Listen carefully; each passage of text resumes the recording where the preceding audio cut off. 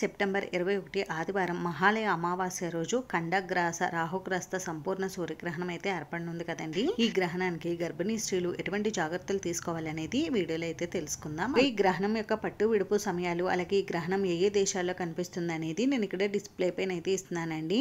ఈ గ్రహణం మన భారతదేశంలో అయితే కనిపించడం లేదండి. అందుకని భారతదేశంలో ఉన్నటువంటి గర్భిణీ స్త్రీ ఈ గ్రహణ సమయంలో ఎటువంటి జాగ్రత్తలు నియమాలు పాటించవలసిన అవసరం అయితే లేదు. అయితే ఈ గ్రహణం కనిపించే దేశాల్లో మన భారతీయులు ఎవరైనా ఉన్నా, ఇంకా గర్భిణీ స్త్రీలు ఎవరైనా ఉన్నా వారు తప్పకుండా నియమాలు జాగ్రత్తలు అయితే తీసుకోవాలండి. ఇలా మనకి గ్రహణాలు ఏర్పడినప్పుడు ప్రకృతిలో అనేకమైన మార్పులు అయితే ఏర్పడుతూ ఉంటాయండి. అందుకని మనం కొద్దిపాటి నియమాలు జాగ్రత్తలు తీసుకుంటే పుట్టబోయే బిడ్డకు గర్భిణీ స్త్రీకు మంచి జరుగుతుంది. ఇంకా గర్భిణీ స్త్రీలు గ్రహణం ఏర్పడే సమయంలో ఎట్టి పరిస్థితుల్లో కూడా బయటకు రాకూడదండి. అది చంద్రగ్రహణం కానీ సూర్యగ్రహణం కానీ ఏ గ్రహణం ఏర్పడినా బయటకు అయితే అస్సలు రాకూడదు.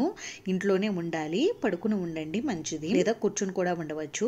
అయితే మీరు ఉంటున్నటువంటి ఇంట్లోకి గ్రహణ కిరణాలు పడకుండా ఉండేలా చూసుకోవాలి. అందుకని కిటికీ తలుపులు డోర్లు అన్ని కూడా వేసుకుని కర్టెన్స్ తో కవర్ చేసుకుని ఇంట్లో అయితే ఉండండి. ఇంకా గర్భిణీ స్త్రీలు గ్రహణాన్ని నేరుగా అయితే చూడకూడదండి. అలాగని టీవీల్లో కానీ టెలిస్కోపుల్లో కూడా చూడకుండా ఉంటేనే మంచిది. గ్రహణాన్ని నేరుగా చూడడం వలన పుట్టబోయే బిడ్డ అంగవైకల్యంగా పుడుతుందని మన పెద్దలు అయితే చెప్తూ ఉంటారు. అందుకని తగు జాగ్రత్తలు నియమాలు అయితే తీసుకోండి. ఇంకా గ్రహణ సమయంలో ముఖ్యంగా గర్భిణీ స్త్రీలు ఫోన్లు ఎక్కువగా చూడడం, టీవీ చూడడం, ల్యాప్టాప్లు వాడడం లాంటివి కూడా చేయకండి. ఈ సమయంలో మనకి వాటి నుండి అత్యధిక రేడియేషన్ వెలువడుతుంది. ఆ రేడియేషన్ ప్రభావం అనేది గర్భస్థ శిశువు పైన పడే ఛాన్స్ ఎక్కువగా ఉంటుంది. కాబట్టి అవేమీ కూడా చూడకుండా ఉంటేనే మంచిది. ఒక రూమ్ లో కూర్చుని ప్రశాంతంగా పడుకుని కానీ కూర్చుని కానీ దైవనామస్మరణ చేసుకోండి, చాలా మంచిది. ఇంకా ఈ గ్రహణ సమయంలో గర్భిణీ స్త్రీలు నిద్రపోకూడదండి, పడుకుని ఉండాలి అంతే, నిద్రపోకూడదు. ఇంకా గ్రహణం ఏర్పడే ఒక 2 గంటల ముందే ఆహారం అయితే తీసుకోవాలండి. అంటే మీరు తీసుకున్న ఆహారం గ్రహణ సమయానికి జీర్ణం అయిపోయేలా ఉండేలా చూసుకోవాలి. గ్రహణ సమయంలో ఎట్టి పరిస్థితుల్లో కూడా ఆహారం అయితే తీసుకోకూడదు.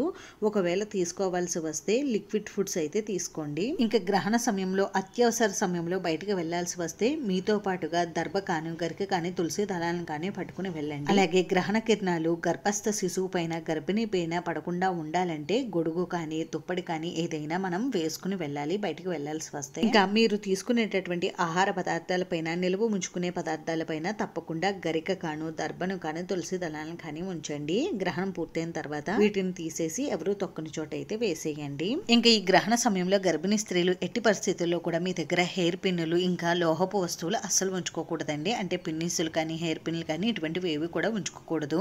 అలాగే గ్రహణ సమయంలో పదునైన వస్తువులను కూడా అస్సలు వాడకూడదు. కూరగాయలు కట్ చేయడం, ఫ్రూట్స్ కట్ చేయడం లాంటివి కూడా చేయకూడదు. ఇంకా గ్రహణ సమయంలో ఎట్టి పరిస్థితుల్లో కూడా స్నానం అయితే ఆచరించకూడదండి. మీరు ఆచరించాలనుకుంటే గ్రహణం ముందు పట్టు స్నానం చేయవచ్చు. ఇంకా గ్రహణం విడిచిన తర్వాత విడుపు స్నానం చేయవచ్చు.